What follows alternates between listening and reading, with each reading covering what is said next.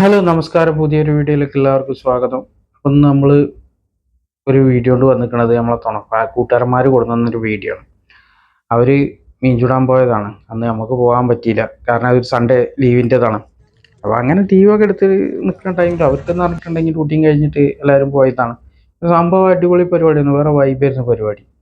അന്ന് പോകാൻ പറ്റിയില്ല, ആ ഒരു സങ്കടമുണ്ട് കാര്യമായിട്ട്. കാരണം വേറെ സ്വീപ്പ് പെട്ടതാണ്.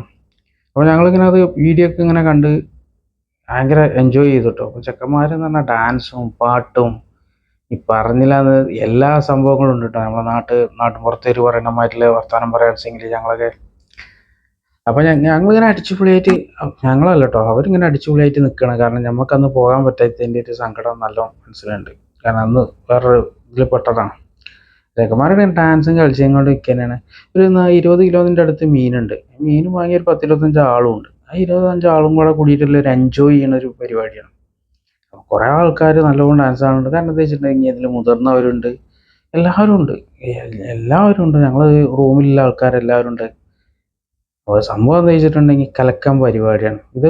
ഈ രാത്രിയിലൊക്കെ ഇങ്ങനെ പോയിട്ട് ഒരു 12 മണിൻ്റെ ശേഷം കേട്ടോ പോണത്. പിന്നെ എന്ന് പറഞ്ഞിട്ടുണ്ടെങ്കിൽ ആ ടൈം ആയപ്പോഴത്തേന് ഈ പരിപാടി കഴിഞ്ഞപ്പോഴത്തേന് 4 മണിയാവുകയും ചെയ്തു.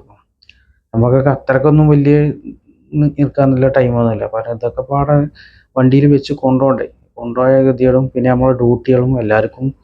അപ്പോൾ സൺഡേ ലീവ് ആഘോഷിച്ച ശേഷം അവരെല്ലാവരും പാടെ തിരിച്ചു പോന്നു. ആ വീഡിയോ ഇഷ്ടപ്പെട്ടാൽ ലൈക്ക് ചെയ്യുക, ഷെയർ ചെയ്യുക, സബ്സ്ക്രൈബ് ചെയ്യുക, ബെല്ലൈക്കൻ എനേബിൾ ചെയ്യുക. അപ്പോൾ ഇനി അടുത്ത വീഡിയോയുമായി വീണ്ടും കാണാം.